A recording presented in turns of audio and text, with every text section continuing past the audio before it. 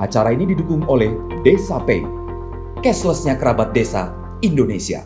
Jadi BKKPN Kupang itu salah satu unit pelaksana teknis dari Direktorat Jenderal Pengelolaan Ruang Laut Kementerian Kelautan Perikanan yang memang ditugaskan untuk mengelola kawasan konservasi perairan. Itu tugas utama kami itu. Jadi bagaimana menjaga suatu kawasan yang sudah ditetapkan oleh Menteri untuk kepentingan konservasi. Itu tugas utamanya. Jadi kami di kantor ada di Kupang, tapi kami mengelola 8 kawasan konservasi. Itu mulai dari yang paling barat itu di Taman Wisata Perairan Laut Gilimatra di Lombok, NTB, kemudian ke timur itu ada TWP Kapoposang, Taman Wisata Perairan Kapoposang itu di Sulawesi Selatan, kemudian di Laut Sawu itu di Nusa Tenggara Timur, kemudian di Laut Banda, Taman Wisata Perairan Laut Banda itu di Maluku, kemudian di Suaka Alam Perairan Aru Tenggara itu di Maluku juga, kemudian Suaka Alam Perairan Raja Ampat dan Suaka Alam Perairan Waigeo sebelah barat itu di Papua Barat. Kalau Raja Ampat saya yakin pemirsa dan Bapak Ibu sekalian sudah sering mendengar, itu salah satu yang kami kelola. Kemudian yang terakhir itu di Padaitu Biak, itu Taman Wisata Perairan. Jadi itu tadi kantor di Kupang, kami mengelola 8 kawasan konservasi yang statusnya itu kelola nasional, dikelola pusat. Jadi sebenarnya ada juga kawasan konservasi yang dikelola oleh daerah. Itu cukup banyak juga jumlahnya. Nah itu biasanya dikelola oleh pemerintah provinsi atau ada unit tersendiri yang mengelola kawasan konservasi daerah. Mungkin kembali ke slide yang pertama. Jadi apa itu kawasan konservasi perairan?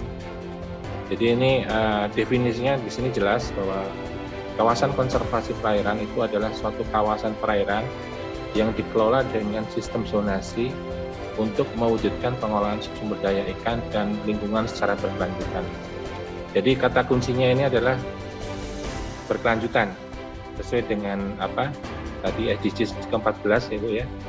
Jadi kemudian isu terkait kawasan konservasi nasional itu adalah termasuk salah satu isu internasional.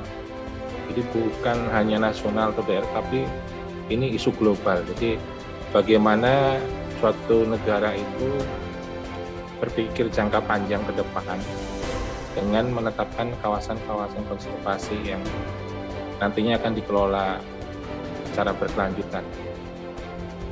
Itu untuk definisinya. Ini agak beda. Jadi selama ini mungkin masyarakat atau banyak orang punya pandangan kalau yang namanya kawasan konservasi itu tidak bisa diapa-apakan itu. Itu berbeda dengan kawasan konservasi yang kami kelola di BKKPN Kupang.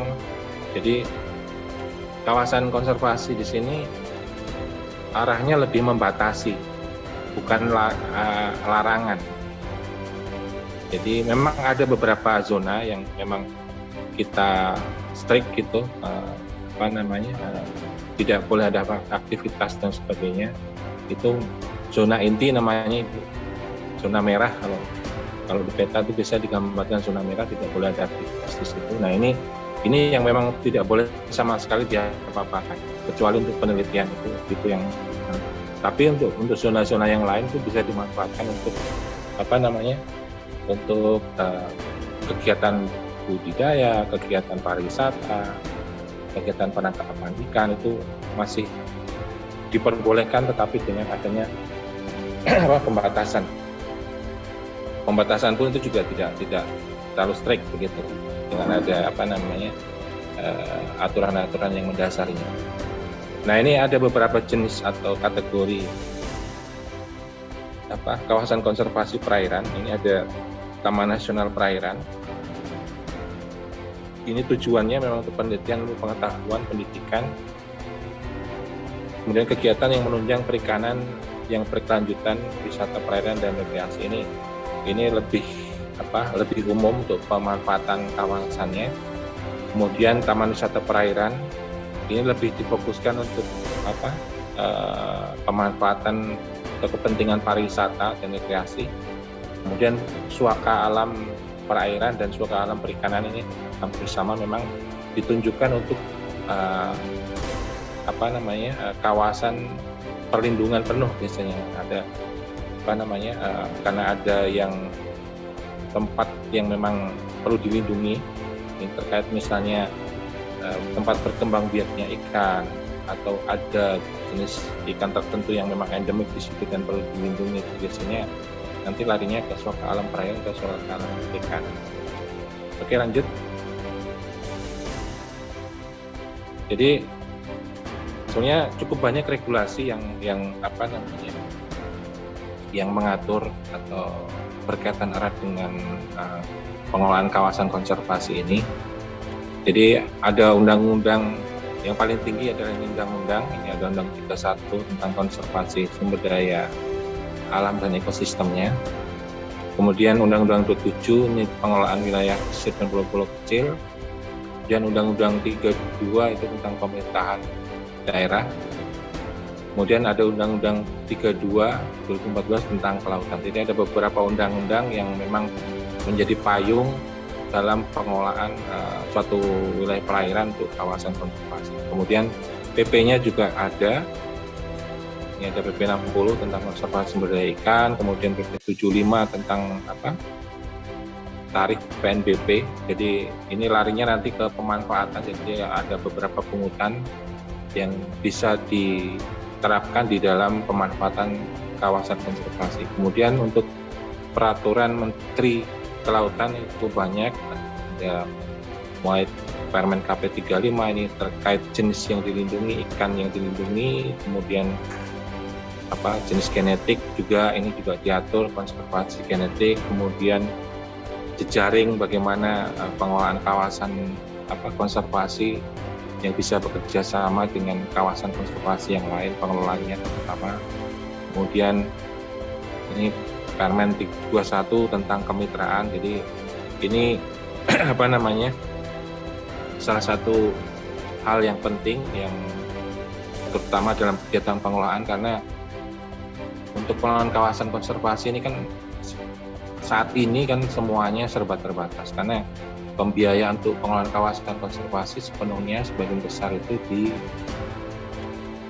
dialokasikan dari APBN. Sementara kita tahu sendiri APBN terbatas, dan SDM juga terbatas, kemudian juga sarprasnya juga masih terbatas. Makanya ini diperlukan suatu kemitraan. Jadi ini menjadi kewajiban pengelola kawasan konservasi untuk bermitra dengan masyarakat. Masyarakat di sini cukup luas, ini mulai dari peneliti, kemudian dari universitas, aparat penegak hukum, bahkan juga dengan masyarakat itu sendiri, masyarakat yang ada di kawasan konservasi. Kemudian ada Permen 14 tentang kriteria kategori kawasan konservasi untuk pariwisata alam, perairan. Kemudian ada Permen 47 ini yang mengatur tentang pemanfaatan kawasan konservasi. Kemudian Permen 25 ini terkait dengan reklamasi. Kemudian ada Permen 31 ini yang terbaru terkait dengan pengelolaan kawasan konservasi. Kemudian Permen 54 ini tentang izin lokasi, izin pengelolaan, izin lokasi di laut. Itu beberapa peraturan-peraturan yang terkait langsung dengan kegiatan pengelolaan kawasan konservasi. Sebenarnya masih ada banyak lagi yang peraturan-peraturan itu yang terkait langsung dengan pengelolaan kawasan konservasi.